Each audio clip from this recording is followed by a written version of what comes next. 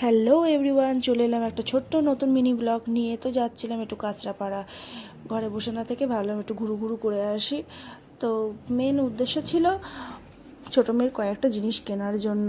তো বন্ধুরা ট্রেনে উঠেও পড়েছি আর এখন এখানে কাঁচরাপাড়া নেমে পড়েছি। আজকে ট্রেনটা না একটু ভিড় ছিল, যার জন্য কিছু ভিডিও ক্লিপ নিতে পারিনি।